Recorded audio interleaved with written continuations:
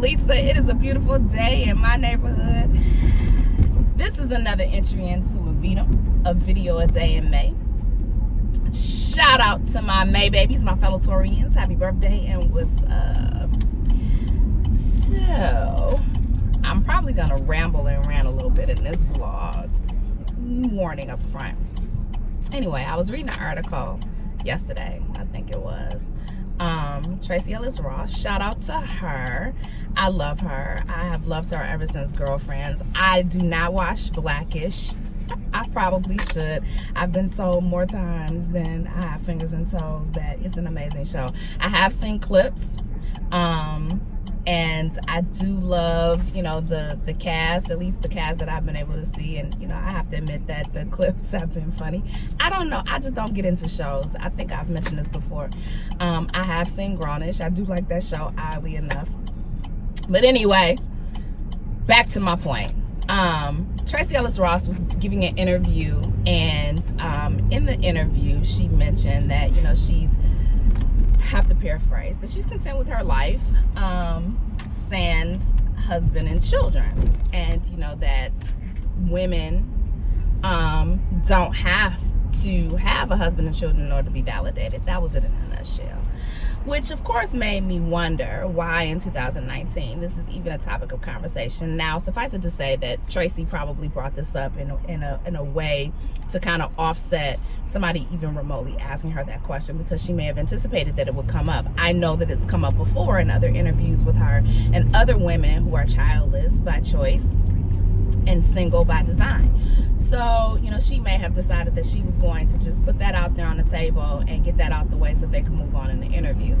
But anyway, in 2019, I don't know why we still have this conversation. I don't know why women are not able to be childless by choice and uncoupled by choice, and that be okay. I don't know why we continue to look at women like that as if they are defective, as if they are not fulfilling somehow their God-given purpose, their God-given, like their God-given design. Like, I just do not understand that. And it is especially problematic to me when we see women who are so accomplished and so outstanding in their field and have so many skills and talents and things that they share with the world and are literally making the world a better place, but yet somehow, because she has not used her uterus to make a people or gotten a ring on her finger, she is somehow still defective, broken, and undesirable. I just do not get this line of thought.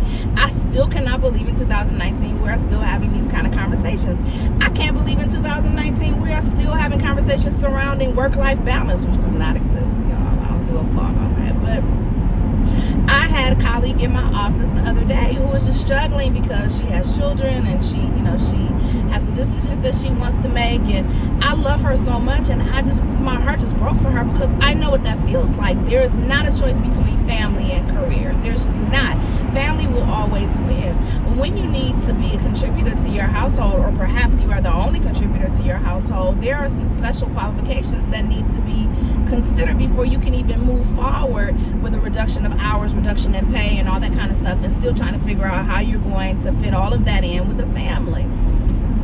It boggles my mind that we are still forcing women into these types of situations and these types of roles. And before anybody comes for me in my DMs or my comments, I recognize that many women do not work because they don't have anything else to do.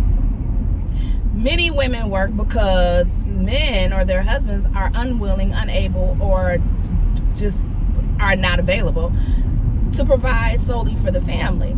And so there must be an additional contributor, and that's where she comes in to help shore up some of that stuff. But the primary responsibility for the children often rests with the mother. I am not speaking about those men who step up and do 65%, 70% of the household, whatever. God bless y'all. But the reality is that most men don't do that. So please miss me with the we step up.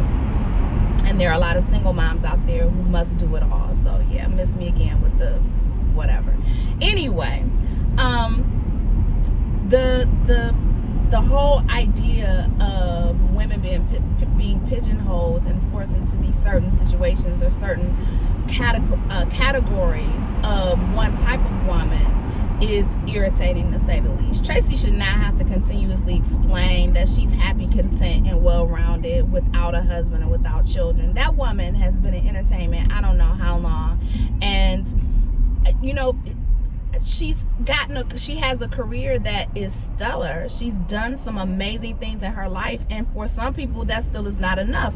Take Oprah. If somebody asks her one more time when she's gonna marry Stedman, I'm going to scream. This woman is a billionaire. She is a media titan.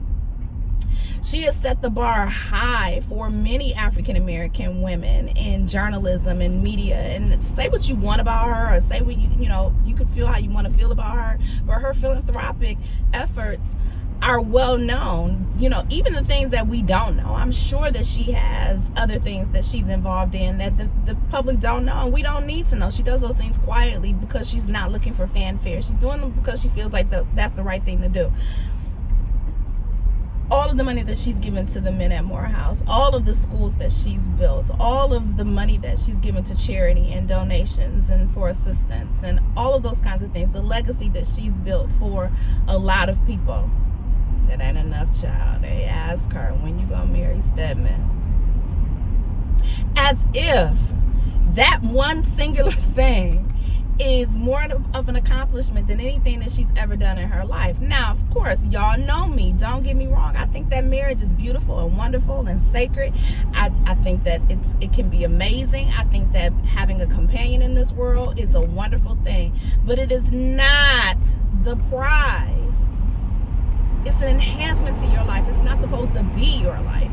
It is not supposed to be the only thing that you pursue. It is not supposed to be the only thing that you attain. And it is definitely not supposed to be the only litmus test by which you are defined. Like, who started doing that? Whoever that is, stop it. Just stop it. It's just ridiculous to me. I just don't even know why certain conversations are still being had in 2019. I just don't understand why we are still so backwards. I don't understand why the contents of a woman's uterus and what she produces therein is still such a topic of intense focus and debate and concern. I really don't understand this. I really don't. I really don't. Somebody please help me understand. Make it make sense. I think that if you are childless by choice, that is your prerogative. As a matter of fact, I applaud women who know up front that they do not want to be mothers and stick to that. It is nothing worse than having a woman have a child, or a man have a child for that matter, who is unwanted, neglected, uncared for. And before y'all start telling me that you can have babies and put them in foster care and orphanages and all that kind of stuff, I need for you to Google your state's statistics on foster care and adoption. And then I want you to ask yourself, why are all these children languishing in foster care and in orphanages and our wards of the states if there are so many loving families that want them? I'll wait. Anyway, beyond that, the last thing I want to say is stop asking women when they're going to have children. And this is really one of the reasons why. Aside from the fact that it's none of your doggone business, because unless you're going to contribute off the floor and help with that child, it's none of your business when somebody's going to have children. But did it ever occur to any of y'all who keep asking these forward and entitled questions that a woman might be struggling with infertility, or a couple might be struggling with infertility? What if they've been trying for years and it just hasn't happened for them, and it's a source of contention? It's a sore spot. It's a source of grief and anguish. How do you know that she hasn't gotten pregnant and has experienced several miscarriages? How do you know this? How do you know that when you ask her that, you make her feel broken and defective? No, you just want to know when she's gonna have babies because you feel like that's what she's supposed to be doing, because you are living in some kind of weird version of The Handmaid's Tale, and you think that it's your business to ask someone that. We need to stop it. Society is so ridiculously backwards. It really is. People have children when they have children, period. End of story. If they don't have no children, it's because they ain't want to have no kids. If they don't have children, it's because other things may be going on. In either scenario, it's really none of our business, and we need to stop imposing with our will on other people and our thoughts about what couples should and should not be doing on them. Let people live.